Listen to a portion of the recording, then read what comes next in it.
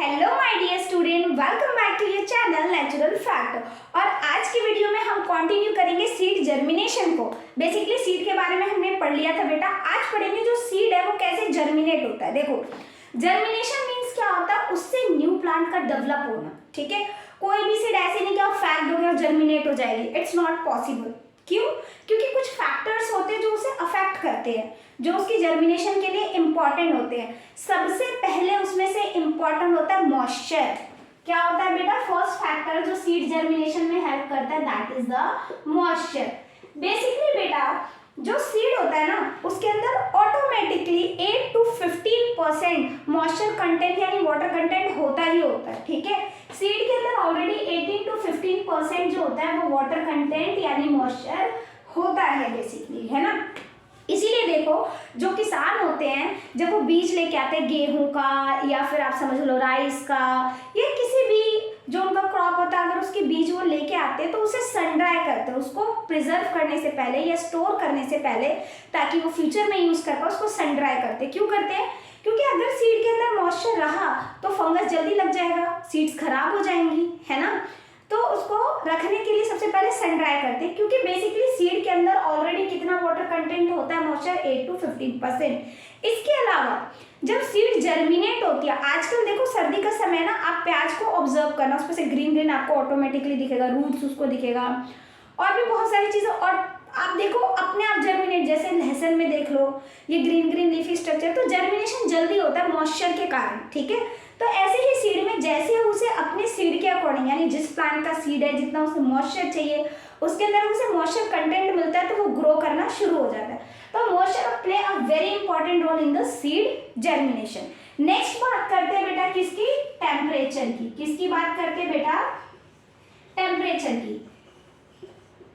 देखो बेटा, जो आइडियल टेम्परेचर है, ठीक है, फेवरेबल कंडीशन जो होती है किसी भी सीड जर्मिनेशन के लिए, जो टेम्परेचर चाहिए उसको 25 डिग्री से 30 degree, mostly not all, mostly कहें तो इतने डिग्री सेल्सियस उसको टेम्परेचर चाहिए, यानी इतना हीट उसको प्रोवाइड होना चाहिए, तभी सीड क्या होगी? जर्मिनेट होगी। ये एक एवरेज माना गया है। ठीक है, आइडियल मान लो आप कि इतने डिग्री टेम्परेचर चाहिए एक सीड को जर्मिनेट होने के लिए। ठीक है, नेक्स्ट उसे चाहिए ऑक्सीजन। यस, ऑक्सीजन तो बहुत इंपॉर्टेंट है ना, ह्यूमन बीइंग, प्लांट सब के लिए, ऐसे ही सीड के लिए भी ऑक्सीजन क्यों रिक्वायरमेंट है? आपने एरोबिक रेस्पिरेशन मैंने आपको पढ़ाया था शायद से। रेस्पिरेशन क्या है? Basically the process of break down of food in the presence of oxygen to release energy, है ना। तो बेटा ऑक्सीजन क्या करता है? जो भी स्टोर्ड फूड है, जैसे कोटाइलोडोन के रूप में जो स्टोर्ड फूड होता है, जो इनिशियल स्टेज पे सीड को हेल्प करता है जर्मिनेट के लिए, तो वो कैसे एनर्जी रिलीज करेगा भाई? वो तो as a food material store है ना। ऑक्सीजन नहीं मिलेगा जब तक वो क्या नहीं करेगा, वो एनर्जी नहीं रिलीज करेगा और प्लांट ग्रो नहीं होगा। तो एक सीड को क्या चाहिए बेटा? ऑक्सीजन चाहिए, जिसकी वजह से वो जर्मिनेट कर सके, टू रिलीज एनर्जी। ऑक्सीजन क्यों चाहिए? To release energy. एनर्जी जो है रिलीज होगी तभी वो जर्मिनेट हो पाएगा, अदरवाइज नहीं हो पाएगा। ठीक है, अब बात करते हैं लाइट की। बेसिकली लाइट मतलब एक प्लांट के लिए क्या है? लाइट। लाइट तो सिर्फ सनलाइट की बात होती है प्लांट के लिए। यस, तो बेसिकली देखो बेटा, लाइट, सनलाइट भी बहुत एक इंपॉर्टेंट फैक्टर है जर्मिनेशन का। इस इनिशियल स्टेज में आप तो हर सीड के लिए नहीं कह सकते हो कि सनलाइट बहुत जरूरी है, क्योंकि कभी घर में रखे रखे भी जर्मिनेशन शुरू हो जाती है ना। लेकिन जब जैसे जैसे प्लांट ग्रो होता है उसको सनलाइट बहुत अमाउंट में रिक्वायरमेंट होती है, आपको पता है। हाँ बिल्कुल, बेसिकली सनलाइट के बिना पौधे अपना खाना ही नहीं बना पाएंगे, क्योंकि most of the plant are autotrophic in nature, वो अपना खाना सेल्फ बनाते हैं by the process of photosynthesis.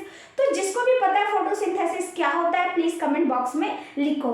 और ऐसी अच्छी अच्छी वीडियो को मेरे चैनल को लाइक और सब्सक्राइब करते रहा करो। ठीक है, तो बेसिकली देखो बेटा, आपको समझ आ गया कौन कौन सा है? Moisture, temperature, oxygen and light. These are the 4 more important factors which are responsible for germination of seed. अगर कोई और टॉपिक आपको पढ़ना है तो प्लीज मेरे कमेंट बॉक्स में लिखो और मेरे चैनल को लाइक और सब्सक्राइब किया करो।